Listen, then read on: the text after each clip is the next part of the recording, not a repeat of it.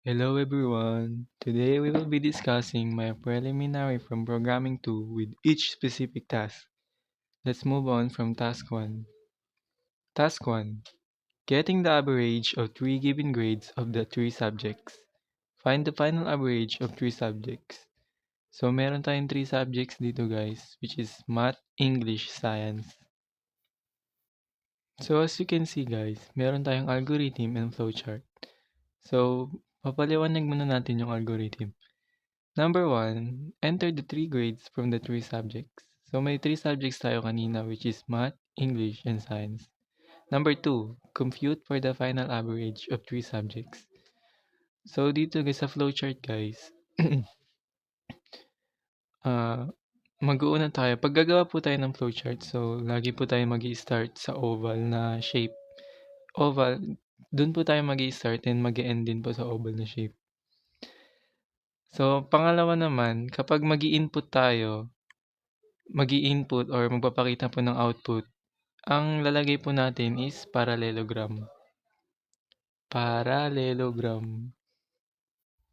So guys, proceed na tayo sa flowchart. So dito guys, makikita nyo, start.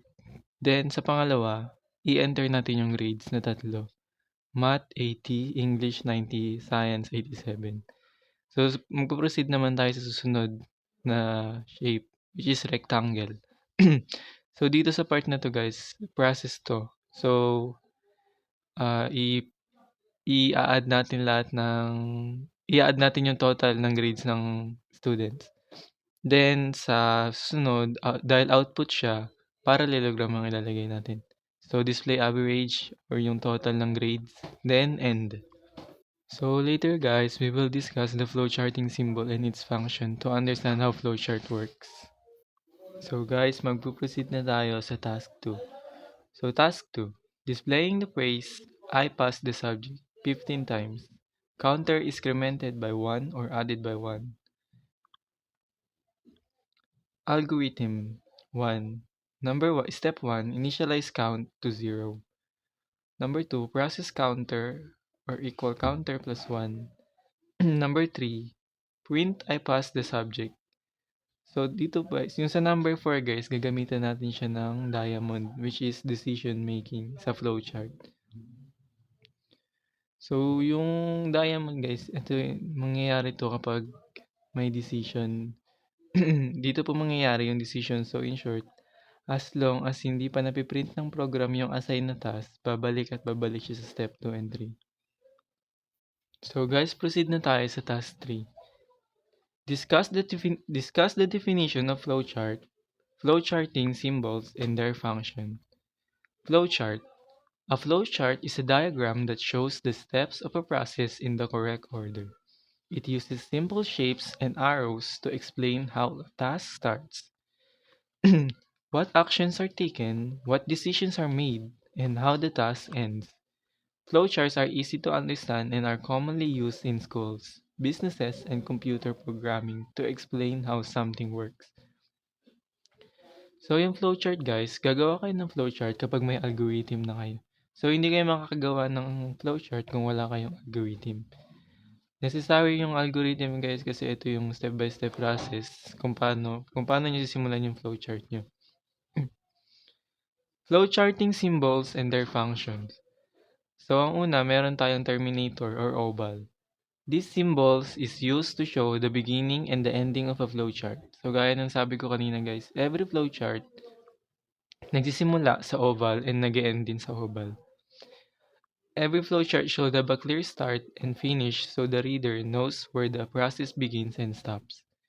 Next one is process or rectangle. So sa rectangle guys, dito nangyayari yung process.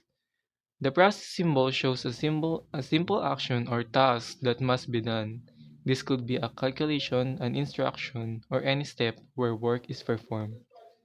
Next guys is input-output. Dito mangyayari guys yung mga ini-input natin. For example na lang kanina, yung print I will pass the subject 15 times. Then yung output, ito po yung display or yung outcome ng process na ginawa natin. This symbol is used when data is entered or displayed. Input could be typing information into a system, while output could be showing result on a screen or printing them. So about naman sa diamond guys, ito yung sinabi ko kanina, decision symbol. The decision symbol is used when a choice must be made. It usually asks a question and has a two or more possible answer, such as yes, no, or true, false, which lead to different paths. So the last one guys is flow line arrow. Flow lines are arrows that show the direction of the process. They connect all the symbols and help the reader follow the steps in the correct order. Ito po yung ito po yung guide natin so para mapunta sa next step. So without arrow po, hindi mo po matatawag yung flowchart na flowchart kung wala pong arrow. So why flowchart are important? Flowcharts make processes Flowchart makes processes easy to understand, help people find mistakes, and improve communication. They are especially useful for learning, planning, and explaining ideas clearly. That's all po. Thank you.